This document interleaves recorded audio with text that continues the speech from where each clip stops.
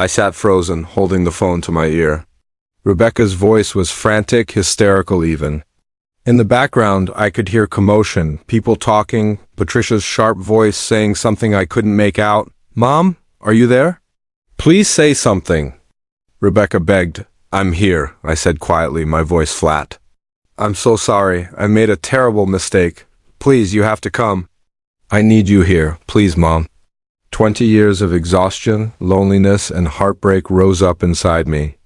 "Rebecca, you told me not to show my face? You said I would embarrass you. I know. I was wrong. I was so wrong. Please, Mom, Uncle Richard just told me something, and I can't breathe. I need you." Part of me wanted to hang up. Part of me wanted to let her suffer the consequences of her cruelty, but she was my daughter, and despite everything, I loved her. "What did Richard tell you?" I asked. Rebecca sobbed. "Not over the phone. Please just come. I'm begging you." Linda was still on the other line through video. I could see Rebecca sitting in a side room now, surrounded by bridesmaids, mascara running down her face. David was trying to comfort her, but she pushed him away. "I'll come," I finally said. "But we're going to talk." "Really talk?" "Yes, anything. Please hurry." I hung up and looked at myself in the mirror. I was still in pajamas, my hair was a mess, and my eyes were red from crying. I had 30 minutes to make myself presentable and drive to a wedding I'd been banned from. Linda called me again. "Did she just call you?" "Yes, I'm going." "Good, that girl needs to face you." "I'll meet you there." I changed into the only decent dress I owned, a simple navy blue one I'd worn to work events. It wasn't fancy, but it would have to do. I fixed my hair as best I could and drove to the hotel. My heart pounded the entire way. What had Richard told her? Why now, in the middle of her wedding? And why was Richard even there in the first place? When I arrived, a staff member directed me to a private room near the ceremony hall. I knocked softly and the door flew open. Rebecca stood there, still in her wedding dress, her face blotchy and red. The moment she saw me, she collapsed into my arms, sobbing uncontrollably. "I'm sorry, Mom. I'm so sorry." I held her, confused and overwhelmed. The bridesmaids quietly left the room, giving us privacy. David lingered by the door, looking uncomfortable. "Rebecca, what happened?" I asked gently, guiding her to sit down. She could barely speak through her tears. "Uncle Richard, he told me the truth about everything, about Dad's accident, about why you work so much, about what really happened." My stomach dropped. "What do you mean?" Rebecca wiped her face with a tissue, trying to compose herself. "He told me that after Dad died, his family tried to take me away from you. They went to court. They said you were unfit because you were working too much and weren't home enough." I closed my eyes. Those were the darkest days of my life, days I'd tried to forget. "You fought them," Rebecca continued, her voice shaking. "You spent thousands of dollars on lawyers. Money you didn't have. That's why we lost our house. That's why we moved to that tiny apartment. That's why you worked 2 jobs." Tears streamed down my face. "I couldn't let them take you. You were all I had left. Richard said you could have given up. You could have let them raise me in their big house with all their money. But you didn't. You sacrificed everything to keep me." I held her face in my hands. "You're my daughter." "I would do it all again." Rebecca broke down completely. "And I treated you like garbage. I was ashamed of you. Patricia kept saying you weren't sophisticated enough, and I believed her. I chose them over you." "Why did Richard tell you this now?" I asked. Rebecca's face hardened. "Because he was trying to hurt you one more time by taking your place." But when we were walking down the aisle, I thanked him for stepping in, and he laughed. He said, "Your mother doesn't deserve to be here anyway." "She never did." That's when I asked him what he meant. And he told me everything. He was bragging about it, Mom, bragging about how his family tried to destroy you. I sat there, stunned. After all these years, Richard was still trying to hurt me. And he'd almost succeeded by using my own daughter against me. "Where is he now?" I asked. "I told him to leave," Rebecca said firmly. I screamed at him in front of everyone. I told him he was a hateful man and that he needed to get out of my wedding. For the first time in weeks, I felt a flicker of pride in my daughter. "I don't know how to fix this, Mom," Rebecca whispered. "I've been horrible to you. I let Patricia and David's family convince me that you weren't good enough. I was embarrassed. By our old apartment, by your work uniform, by everything that reminded me that we didn't have money." I took a deep breath. "Rebecca, I'm not going to lie and say this doesn't hurt. It hurts more than anything I've ever experienced. But I also understand that you're young. You got swept up in a different world. Patricia manipulated you." That's not an excuse," Rebecca said, shaking her head. "I'm an adult. I should have known better. You're my mother. You raised me alone. You gave up everything for me." "Yes, I did," I said honestly, "and I don't regret it. But I also need you to understand something. I can forgive you, Rebecca, but our relationship has to change. You can't treat me like I'm invisible. You can't choose other people over me because they have more money or status, I know. I promise, I'll do better. I'll be better." There was a knock on the door. David stepped in hesitantly. "Rebecca, everyone is waiting. What do you want to do?" Rebecca looked at me, her eyes pleading. "Will you walk me down the aisle, Mom?" "Please?" My heart clenched. This was what I dreamed of for years. Walking my daughter down the aisle, being part of her special day. "Are you sure?" I asked. "What about Patricia and David's family?" "I don't care what they think anymore," Rebecca said fiercely. "You're my mother. You should have been the one from the beginning." David nodded in agreement. "Mrs. Helen, I'm sorry for how my family treated you. I should have stood up for you. If you're willing, I'd be honored to have you walk Rebecca down the aisle." I looked at my daughter, at the genuine remorse in her eyes, and made my decision. "Okay, let's do this." Rebecca hugged me tightly and we walked out together. The guests were murmuring, confused about the delay. Patricia stood near the front, her face twisted in irritation. When we reached the entrance to the ceremony hall, the music started again. Rebecca took my arm, and we began walking down the aisle together. Every eye was on us. Some people smiled. Others looked shocked. Patricia's mouth fell open when she saw me. I held my head high. I'd spent 20 years sacrificing for this girl. I'd worked until my hands ached and my feet bled. I'd fought lawyers and family members who wanted to take her from me. I'd gone without sleep, without rest, without help, and now, finally, I was getting the moment I deserved, as we walked. Rebecca whispered, "I love you, Mom. Thank you for never giving up on me." Tears filled my eyes, but I kept walking. "I love you too, sweetheart." When we reached the altar, David took Rebecca's hand and smiled at me warmly. The officiant looked a bit confused, but continued with the ceremony. I stepped back and took my seat in the front row, the seat that had been left empty for me. The seat I was supposed to have occupied all along. As I watched Rebecca say her vows, I realized something important. This wasn't just about the wedding. This was about Rebecca finally seeing me, really seeing me, for the first time in her life. She was no longer the distant, cold daughter who was ashamed of her mother. She was a woman who understood sacrifice, who understood love, and that was worth more than any wedding invitation. The ceremony was beautiful. Rebecca and David exchanged vows, and when they kissed, everyone applauded. I clapped too, tears streaming down my face. But this time they were tears of relief and hope. After the ceremony, guests moved to the reception hall. I stood awkwardly near the entrance, unsure of where I fit in. I was wearing a simple dress while everyone else wore designer gowns and expensive suits. I felt out of place, just like Rebecca had feared I would, but then David's father, Mr. Carter, approached me. He was a tall man with gray hair and a stern face. I'd only met him once before, briefly, and he'd barely acknowledged me. "Mrs. Helen," he said, extending his hand. "I owe you an apology." I blinked in surprise. "Mr. Carter, my wife can be particular about social circles," he said carefully. "She convinced me that you weren't the right fit for this family. But watching you walk your daughter down the aisle after everything that happened, I realized I was wrong. You have more grace and strength than anyone in this room."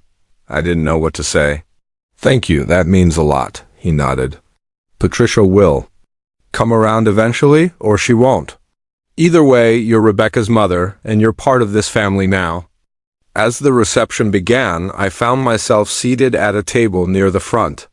Linda found me and sat down beside me, squeezing my hand. "You did it," she whispered. "You showed up and you held your head high. I'm proud of you."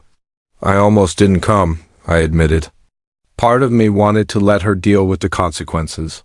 "But you're a better person than that," Linda said. "That's why you're her mother." During dinner, Rebecca stood up to give a speech. My heart raced. What was she going to say?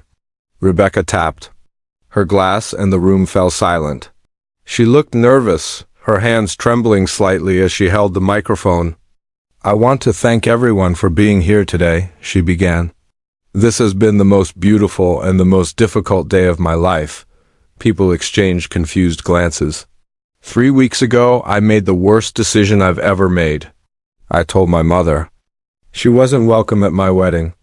I said terrible things to her. I was cruel and heartless. The room was completely silent now. Patricia shifted uncomfortably in her seat. I was ashamed of my mother because we didn't have money. Because she worked as a nurse and cleaned offices at night. Because she didn't fit into the world I wanted to be part of. Rebecca's voice broke and David stood up to support her, but she waved him off gently. What I didn't understand, what I refused to see, was that my mother worked those jobs to keep me. After my father died, his family tried to take me away from her. They said she was unfit. They had money and lawyers and power, but my mom fought for me. She spent every penny she had on legal fees. She lost our house. She worked herself to exhaustion, all to keep me. Several people in the audience were crying now, including some of David's relatives. Today I asked a man who tried to destroy my mother to walk me down the aisle. And when he revealed the truth about what he'd done, I finally understood what real love looks like. It doesn't come from money or status or social connections. It comes from sacrifice. From showing up even when you're exhausted. From fighting, even when everyone tells you to give up. Rebecca looked directly at me, tears streaming down her face. "Mom, I'm so sorry. I don't deserve your forgiveness, but I'm asking for it anyway. Thank you for coming today. Thank you for walking me down the aisle. Thank you for never giving up on me even when I gave up on you." The entire room erupted in applause. People stood up, clapping and wiping their eyes. I sat there, overwhelmed, as Rebecca made her way over to me and pulled me into a tight hug. "I love you, Mom," she whispered in my ear. "I love you too, baby," I whispered back. The rest of the reception was a blur. People I'd never met came up to introduce themselves and tell me how moved they were by Rebecca's speech. Even some of Patricia's friends admitted they'd misjudged me. Patricia herself stayed quiet, sitting stiffly at her table with a forced smile. I could tell she was furious, but she kept her composure. Toward the end of the night, she approached me as I was getting ready to leave. "Helen," she said coldly, "I hope you're happy. You've made quite the spectacle." I looked at her calmly. "I didn't make a spectacle, Patricia. I just showed up for my daughter. Something I've been doing her entire life." Patricia's jaw tightened. "Rebecca will regret this. She embarrassed my family." "No," I said firmly. "You embarrassed yourself by trying to erase me from her life. Rebecca is my daughter. She always will be. And if you want to be part of her life, you're going to have to accept that." For a moment, Patricia looked like she wanted to argue, but then she simply turned and walked away. David found me a few minutes later. "Mrs. Helen, thank you for being here. Rebecca was falling apart and you saved the day." "I didn't do it to save the day," I said honestly. "I did it because she's my daughter and I love her," David smiled. "I know, and I promise I'll take care of her. I won't let anyone disrespect you again." "I appreciate that," I said. "Just love her, that's all I ask." As the night wound down, Rebecca found me in the hallway. She'd changed out of her wedding dress and into a simple white outfit for the honeymoon. Double quotes, "Mom, can we talk for a minute?" she asked. We stepped outside into the cool night air. The stars were bright and the city lights twinkled in the distance. "I meant everything I said in there," Rebecca began. "I was awful to you, and I'm going to spend the rest of my life making it up to you." You don't have to make anything up to me, I said gently. You just have to be honest with me. No more shutting me out. No more choosing other people's opinions over our relationship. I promise, Rebecca said. And I want you to be part of my life, really part of it. Not just on holidays or birthdays. I want to have coffee with you every week. Want to introduce you to my friends? I want you to be proud to be my mother. I've always been proud to be your mother, I said, my voice thick with emotion. Even when you weren't proud of me, Rebecca hugged me tightly. I'm proud of you now, Mom. I'm so proud. We stood there for a long moment, holding each other under the stars. 23 years of struggle, sacrifice, and heartbreak had led to this moment. It wasn't perfect. Our relationship would take time to heal. But we were here, together. Go enjoy your honeymoon, I finally said, pulling back. And call me when you get back. I will, Rebecca promised. I love you, Mom. I love you too, sweetheart. As I drove home that night, I thought about everything that had happened. Part of me was still hurt. Part of me would probably always carry the pain of hearing my daughter say I wasn't good enough. But another part of me felt lighter than I had in years. Because my daughter had finally seen me. She understood what I'd sacrificed. She knew what real love looked like. And in the end, that was all I'd ever wanted. A few weeks later, Rebecca called me from her honeymoon. We talked for over an hour, laughing and catching up. She told me about the beaches and the food and how David was treating her like a princess. Before we hung up, she said something that made everything worth it. Mom, when I have kids someday, I want to be the kind of mother you were to me. Strong, loving, and willing to sacrifice everything. You're my hero. I cried happy tears that night, because after 23 years of fighting, working, and hoping, my daughter finally understood, and that was the greatest gift I could ever receive. My name is Helen, and I'm 62 years old. For most of my life, I thought I knew what sacrifice meant. I thought I understood what it meant to love someone unconditionally. But nothing prepared me for the day my only daughter told me I wasn't. Welcome at her wedding. Let me start from the beginning. I became a mother at 39. My daughter, Rebecca, came into this world after years of trying, years of hoping, and years of praying. Her father, my husband Tom, was over the moon. We had a small house, not much money, but we had love. We had dreams. When Rebecca was only 2 years old, Tom died in a car accident. One moment he was driving home from work, and the next moment my entire world collapsed. I was a widow at 41 with a toddler who kept asking, "Where's Daddy?" I had no family support. My parents had passed years before, and Tom's family blamed me for the accident. They said if I hadn't called him to pick up milk on his way home, he would still be alive. Maybe they were right. I blamed myself too, but I had Rebecca, and she needed me. So I worked. I worked as a nurse during the day and cleaned offices at night. I barely slept 4 hours. I missed parent-teacher meetings because I was too exhausted. I forgot her school plays because I was working double shifts to pay the mortgage. But Rebecca never went hungry. She always had clean clothes. She got into a good college. I made sure of that. Our relationship was complicated. Rebecca was always distant, always a little cold toward me. I told myself it was normal. Teenagers are moody. Young adults need space. I convinced myself that once she got older, once she understood what I had done for her, things would get better. She met her fiancé, David, during her final year of college. He came from money. His parents owned a chain of hotels. They lived in a world I couldn't even imagine. David seemed nice enough, but his mother, Patricia, looked at me like I was dirt on her expensive shoes. When Rebecca got engaged, I cried. Tears of joy. My baby was getting married. I started saving money for the wedding, even though Rebecca told me David's parents were paying for everything. I wanted to contribute something. I wanted to feel like I mattered. Then came the dress. Shopping day. Patricia invited Rebecca to go shopping at exclusive boutiques in the city. I wasn't invited. When I asked Rebecca about it, she said, "Mom, Patricia has connections. She knows designers. It's just easier this way." I swallowed my hurt and said, "Okay." The wedding planning continued without me. I wasn't asked about flowers, venues, or the guest list. Every time I tried to help, Rebecca brushed me off. Patricia's handling it, she'd say. Or, David's family has it covered. I felt like a stranger in my own daughter's life. 3 weeks before the wedding, I drove to Rebecca's apartment. I needed to talk to her. I needed to understand why she was shutting me out. When she opened the door, Patricia was there too, sitting on the couch with wedding magazines spread around her. "Mom, what are you doing here?"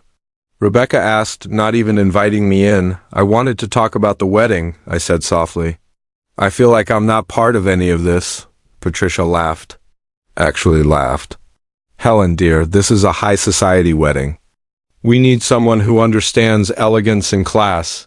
I looked at my daughter, waiting for her to defend me. Waiting for her to tell Patricia that I was her mother and I deserved respect. Instead, Rebecca looked me in the eyes and said, "Mom, I think it's better if you don't come to the wedding." The words hit me like a truck. "What?" I whispered. "You don't fit in with David's family? You'll embarrass me? Please, just don't come. Don't you dare show your face there." I stood there frozen, unable to breathe. My own daughter. The child I sacrificed everything for. The girl I raised alone. She didn't want me at her wedding. I turned around and walked away without another word. I cried for 3 days straight. The days leading up to the wedding were the darkest of my life. I called in sick to work, which I never did. I stayed in bed, staring at the ceiling, replaying Rebecca's words over and over in my mind. "You'll embarrass me." How does a mother recover from hearing that from her own child? My coworker Linda came to check on me. She'd been my friend for 15 years and knew everything about my relationship with Rebecca. When I told her what happened, she was furious. "You're not going to let her treat you like this, are you?" Linda demanded. "What choice do I have?" I said, my voice hollow. "She doesn't want me there." "Then make her regret it," Linda said firmly. "Don't go. Let her have her perfect wedding without you. Let her see what it feels like." But I couldn't stop thinking about it. Despite everything, Rebecca was still my daughter. What if she needed me? What if she changed her mind? The night before the wedding, I couldn't sleep. I kept checking my phone, hoping for a message from Rebecca, an apology, an invitation, anything. Nothing came. The next morning, the wedding day, I sat in my living room in my pajamas. I made coffee and stared at the wall. Linda had texted me earlier, "Stay strong." She made her choice. Around noon, Linda called me. "Helen, I'm at the hotel where the reception is being held. My niece is working as a server here. Do you want me to keep you updated?" I shouldn't have said yes. I should have turned off my phone and tried to move on. But I couldn't help myself. I needed to know that Rebecca was okay. Double quotes. "Yes," I whispered. "Please." An hour later, Linda called again. "The ceremony is starting. I can't get close, but my niece is streaming it on her phone. Do you want to see?" My hands trembled as I opened the video link Linda sent me. There was the beautiful venue, decorated with white roses and golden lights. There were hundreds of guests in expensive suits and designer dresses. And there was my daughter, stunning in a white gown, standing at the entrance with her bouquet. The music started. The processional began, and then I saw him, the man walking. Rebecca down the aisle. It wasn't David's father. It wasn't her uncle. It wasn't a family friend. It was Tom's brother. My brother-in-law, Richard, the same Richard who had cut me off after Tom's death. The same Richard who blamed me for the accident and refused to let me see Tom's family ever again. The same Richard who told me I was a terrible wife and didn't deserve to grieve. I hadn't seen or spoken to Richard in over 20 years, and now he was walking my daughter down the aisle. My heart stopped, my vision blurred. I couldn't breathe. How did this happen? When did Rebecca reconnect with Richard? Why didn't she tell me? I watched through tears as Rebecca held Richard's arm, smiling nervously. But as they walked down the aisle, something changed. Rebecca's smile faded. She looked confused. Then shocked. Richard was speaking to her. I couldn't hear what he was saying through the video, but I could see Rebecca's face going pale. Her steps slowed. She looked like she was about to faint. Guests started whispering. David, waiting at the altar, looked concerned. Rebecca stopped walking. She turned to Richard and I could read her lips clearly. What did you just say? Richard said something else and Rebecca's face crumpled. She covered her mouth with her hand.